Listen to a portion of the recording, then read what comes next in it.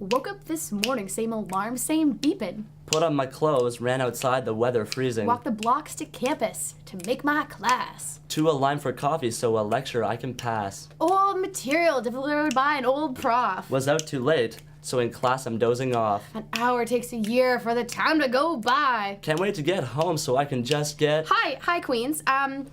So if you like poetry that's both informative and modern, then check out the rhymes that these kids are pondering. Hey Queens, Jill here, reporting for QTV here at the Grad Club. We are about to be interviewing Molly Dorst, who is the founder of the Kingston Poetry Slam. So let's go check it out. Hey Molly, how are you doing tonight? I'm doing pretty good. How are you? I'm doing pretty good. So what can you tell me about organizing the Poetry Slam? Well, we started last year, just throwing around ideas of putting together a real poetry slam. They have slams in Toronto, they have slams in Ottawa and Calgary, all over the place, and we have the Canadian National Poetry Slam and the Canadian Festival of Spoken Word, and hopefully in a couple years after we get a little bit of people coming out, we'll put together a team and send them off to the National Slam. And so we have about 30-40 people that show up every month, and we have about 5-6 people slam, and you give out your poem and you get a score, and the best poet always loses.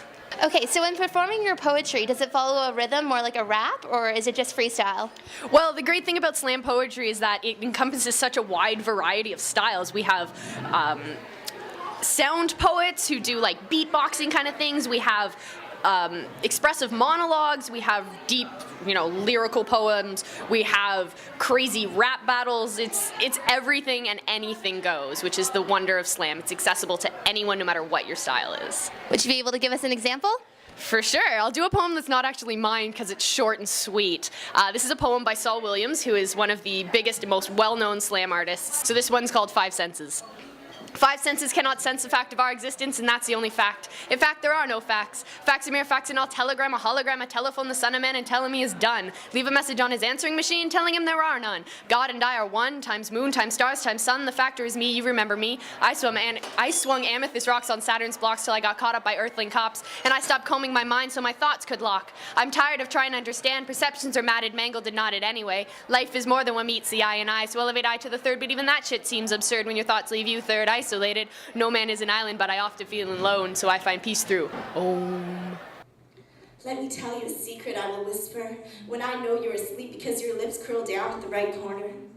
I want you to prove me wrong and refuse to use me, to insist that there is something worth loving under all your toughness, just like maybe there was nothing worth loving under all his intensity. And you worry if you love me, you will feel like someone is taking you away from yourself again, but I promise you, I will take you back to yourself. Seriously, just come in with 2 or 3 poems, about 3 minutes long each, and sign up and you're good to go. And if you don't want to slam, if you don't want to feel judged your first time, you can come up to the open mic. Well, Queens, this has been Jill reporting for QTV from the Grad Club after enjoying one of the many opportunities for culture we have on campus. Have a good night.